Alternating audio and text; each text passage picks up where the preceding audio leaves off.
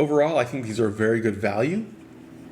Whether or not an $80 EDC makes sense,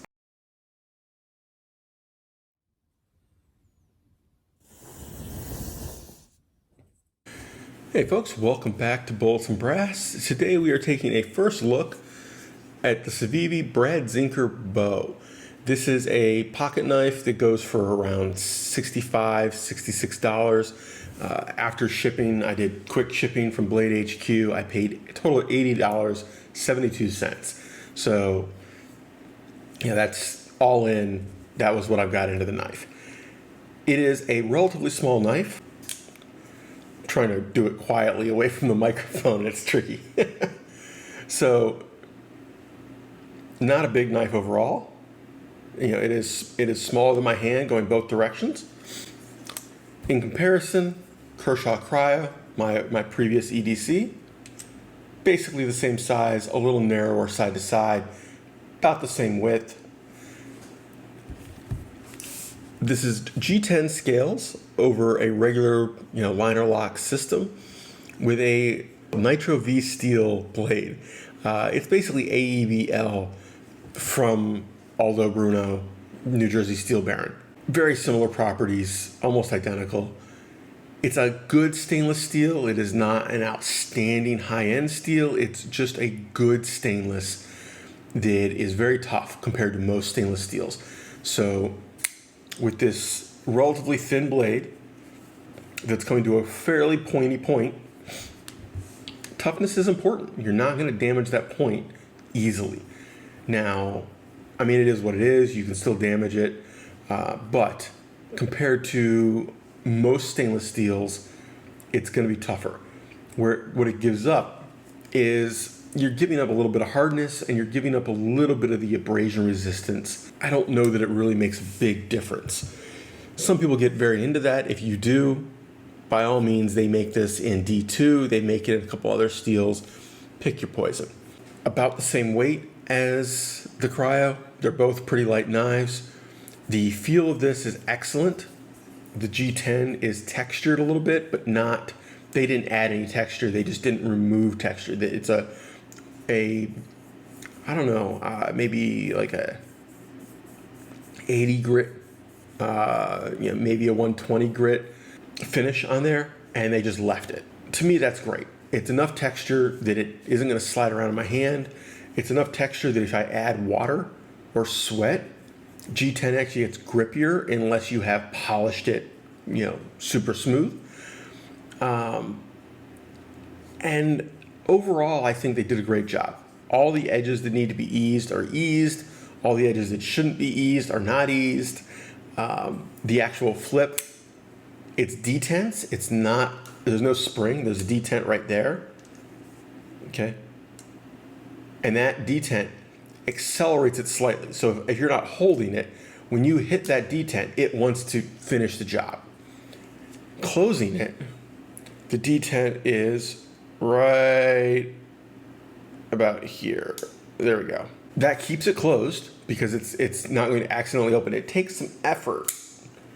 You're not going to accidentally open this. It takes some effort, okay? But it also means that you've got that much force going in your finger when it gets past that detent and it flips open nicely. But it's not like the Cryo where once you hit the spring point, it goes. It's you. It's all you. It's you and the fact that the detents are forcing you to have a certain amount of pressure involved before it starts to move and it finishes the job. They also rounded the edges of the scales and the frame on the inside between each other. So it's like an M. You come up the side of the scale, you go over the top, and you come back down, and then back up for the frame. And that means that they don't have to fit absolutely perfectly in order to feel good. You don't have that ridge where, one's here, and it's a 1/10 of a millimeter off or a 100th of a millimeter off, and it feels like a lip. This, it's nice and smooth, it's nice and rounded, but there's just a little groove. And yeah, that groove's gonna collect dust and crap, and it's, you're gonna have to clean it a little bit.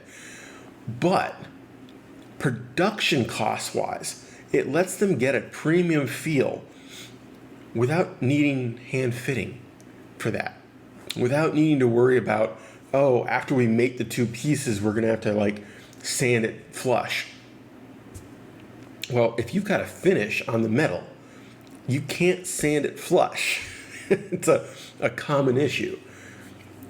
Well, they bypass that whole thing. It's very smart. Whether I like it or not, I don't know yet, but I like the fact that this knife probably should cost 50% more. And through a couple little tweaks in how they produce it and choices they make in that kind of thing, they have cut out a lot of that hand labor and made it less expensive. I do wish that they would skip these stupid cases. This is a common thing these days in anything other than the cheapest pocket knives.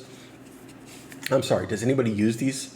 What is the purpose of this other than to make me feel that it's more premium? This cost me money. These are not free. This cost money that I didn't want to spend.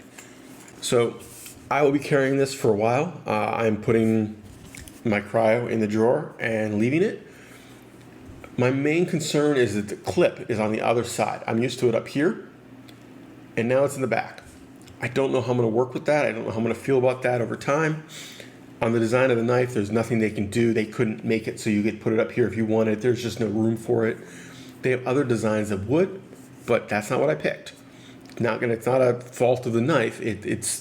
I chose a knife that was not a practical thing.